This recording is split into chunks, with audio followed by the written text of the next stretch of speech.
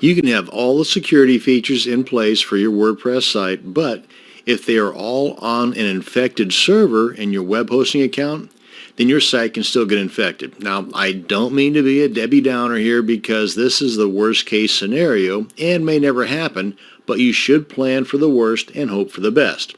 Now, with this in mind, it's best to plan on moving your sites to a VPS, that stands for Virtual Private Server, or a dedicated server as soon as your budget allows for it, as soon as you can afford it. Now, as far as starting out and using a shared hosting plan, like most of us do that are on a budget, there's a couple of questions that you should ask the hosting company before you purchase an account from them. Number one, how often do you run malware scans on your servers? Not individual accounts, but on the servers that those accounts reside. And number two, do you do backups of your account? And if so, how often? And is it free? And if not, how much is this extra going to cost me? Now, there are plenty of other questions to ask in general, just like, say, how many domains can I have on my account? How many email accounts can I have? What's the bandwidth limitations, and so on. But most of these are actually spelled out on the hosting company's websites. So if you're wanting to save a ton of time and research, then you can contact a guy named Jim at tvcnet.com. Let me just show you here. That's tvcnet.com, and then it'll just redirect you to this site here. And you can use the phone number if you've got questions, and they've got a complete list here of all the different types of services that they offer, and the prices are very reasonable. The main kicker here is you've got the daily malware scan, and they also provide the backups. So definitely include tvcnet.com in your list of researching websites for your future hosting account. Now, once you've got your hosting setup taken care of and everything's all safe and secure, if you want to find out now what Google thinks of your site as far as it being infected or not, then here is a URL for you to check into. Let me just bring this over here. And you can just replace this www.example.com with your URL, like, for example, this right here. And I'll show you an example of what it's going to look like. I think that'll work. I don't think I need the www in front of mine. Let me just copy this and paste this in the address bar here. And this is the results of what you should get if your page is clean. What is the current listing status for your domain? And it'll tell you here if your site is listed as suspicious or not, and hopefully it's not suspicious, and so on. And there's a host of other goodies over at the Webmaster Tools that you can rely on to keep your site safe, secure, and indexed too.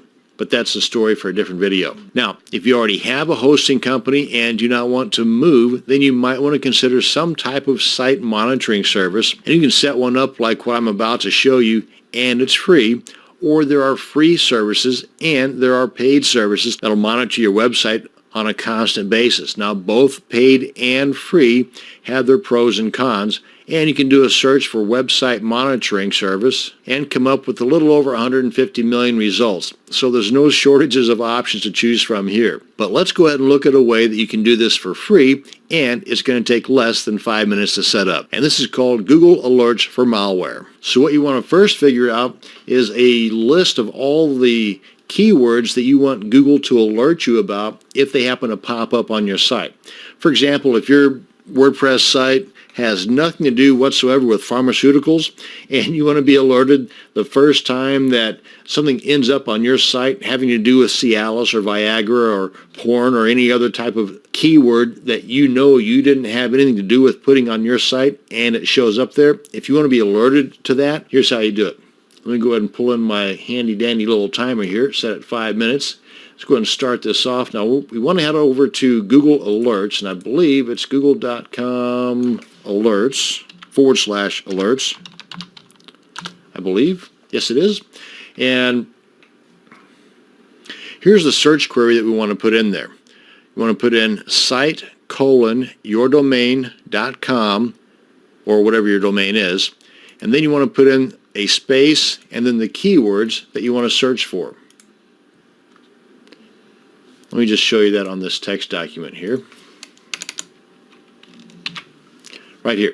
This is what you want to put in. Site:/yourdomain replace this with your actual domain, if it's .info, .com, .org, whatever, space, then the keyword you want to search for, and then a space, then the word or, space, another keyword. So for example, Cialis, space, or, space, Viagra, space, or, space, whatever else you want to put in there that you want to be alerted about. And then once you do that, let's get this out of the way here, then you want to result type. I'd say everything. And you can always come back and adjust this later if you're just getting too much information. Hopefully you won't get any information. That's the goal here. How often? I'd say at least once a day. And because remember, this is free, so why not? How many? Only the best results? I'd say all results. And then your email address that you want the alerts to be sent to. Then click on Create Alert, and you're good to go. Now, if you have several alerts in here, because maybe you're fluent with Google Alerts, then you can go here to Manage Your Alerts to go in and edit any alerts that you have set up, or to see if you need to make any adjustments on any of those current alerts you've got already created. And there you go. You see, you're able to do this site monitoring for free in under 5 minutes. And that's going to bring us to the end of this video on site monitoring and web hosting the secure way. Thanks for watching. You have a great day.